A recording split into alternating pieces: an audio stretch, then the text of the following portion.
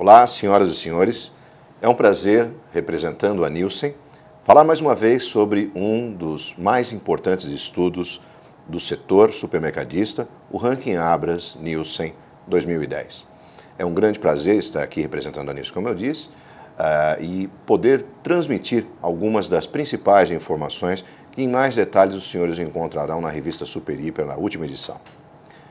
Nós vamos buscar abordar, durante esses próximos minutos, os pontos não simplesmente centrais, mas aqueles que têm impacto no negócio de cada um dos senhores. Por isso a gente vai transcorrer numa agenda, falando a respeito do objetivo em si dessa nossa apresentação, falar rapidamente a respeito do setor dos autosserviços como um todo, falar das empresas que compõem o Ranking Abras e indicadores das 300 maiores organizações. Eu gostaria de trazer hoje aqui para os senhores também um pouco do que seriam os vetores, os direcionadores do consumo, olhando a futuro, olhando o que deve acontecer ainda em 2010, com reflexos em 2011 no setor supermercadista, tendo em vista as novas expectativas de consumo do shopper. E a gente finaliza então depois com algumas conclusões e reflexões. Então, como já dissemos inicialmente, apresentar os principais movimentos do setor supermercadista é o nosso grande objetivo e sinalizar as tendências do setor de produtos de consumo de massa que abordaremos a seguir.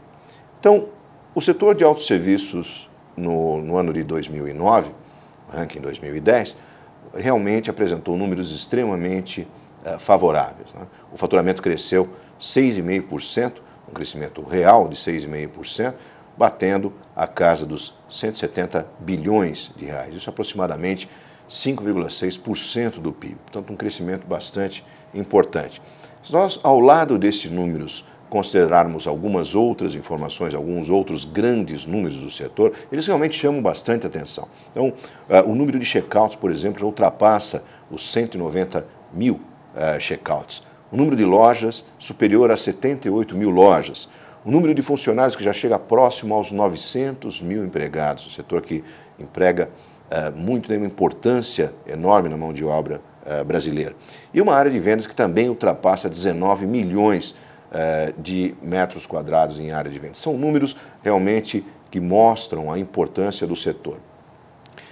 É importante só a gente resgatar também um pouco da história, o que acontece ao longo da história.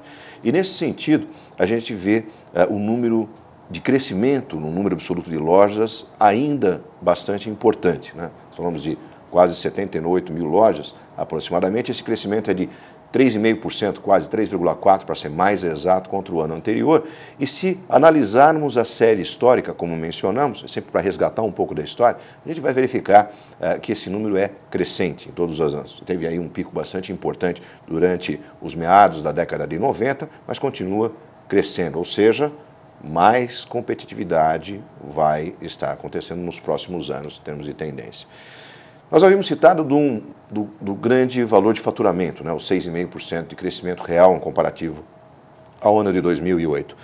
Observem no gráfico que esse é, na série histórica que tem por base 1990, o pico de vendas em números índices, são, portanto, crescimentos reais aqui apresentados, de toda essa história. Então, ao largo de toda a história, e praticamente nos últimos 3 anos, o crescimento do setor foi bastante acentuado, foi bastante importante e ele já serve como um balizador para a sua organização. Então, o que acontece na sua organização comparativamente a estes números dentro do setor? Ele vai variar por estado, ele vai variar por formato de loja, mas esse crescimento do setor já é um primeiro balizador do que aconteceu com a sua organização, senhor supermercadista.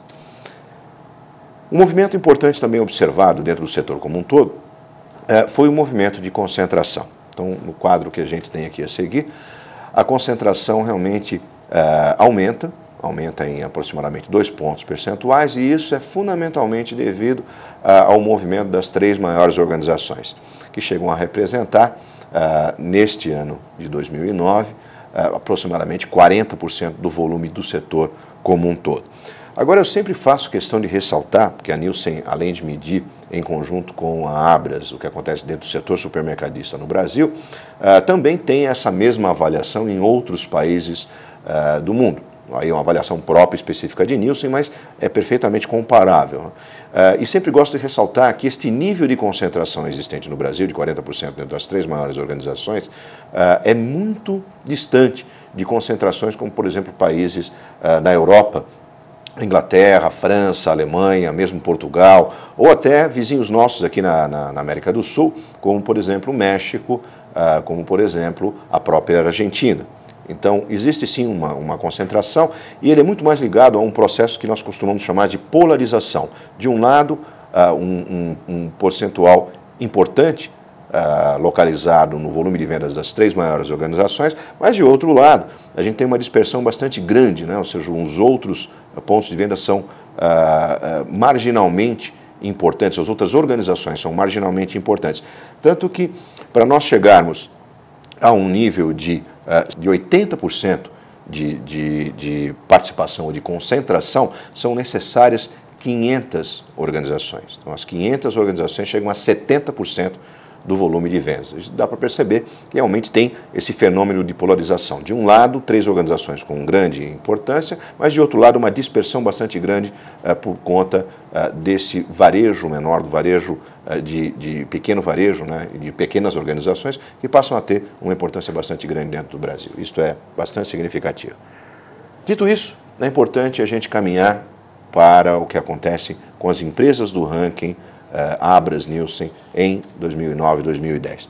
Então, rapidamente, um panorama que a gente traz aqui a seguir fala sobre a importância dessas lojas. Como eu disse, são quase 70%. As 500 empresas do ranking valem 70% aproximadamente do setor supermercadista como um todo. Então, isso se contrapõe na verdade não, se ajusta àquilo que nós dissemos no quadro anterior, onde, se de um lado eu tenho uma concentração em 3 maiores organizações, de 40%, são necessários outras 497 empresas para inteirar 70% de participação. É uma dispersão também bastante importante. Mas vamos aos grandes números que esse panorama nos mostra aqui. Então, a gente tem um número de organizações, como já foi mencionado, de 500 organizações, são quase 5.700 lojas envolvidas, uma área de vendas que é superior a 7 milhões e 600 metros quadrados de área de vendas, funcionários que já beiram a casa dos 490 mil funcionários, é quase metade daquele número de 900 mil que nós vimos no setor como um todo,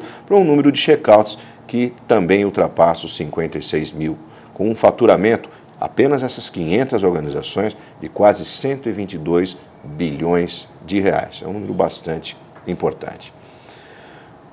Algumas das medidas que nós temos para poder avaliar o que acontece com o setor, em termos de desenvolvimento, é o crescimento do faturamento médio, né, por metro quadrado. E ele apresentou também um crescimento dentro desse último ano, de 2009. E, na verdade, ele é crescente, ele era de aproximadamente 12.700 no ano de 2006 e chega a quase 16 mil, para ser mais exato, 15.900 reais por metro quadrado nesse ano de 2009. Isso significa dizer que houve efetivamente uma maior eficiência. E o primeiro resultado disso vem dentro do lucro líquido, né? Então, a partir do lucro líquido, a gente pode observar, no quadro a seguir, um movimento importante, chegando a bater a casa aí dos 2,23 em termos de percentuais de lucro líquido.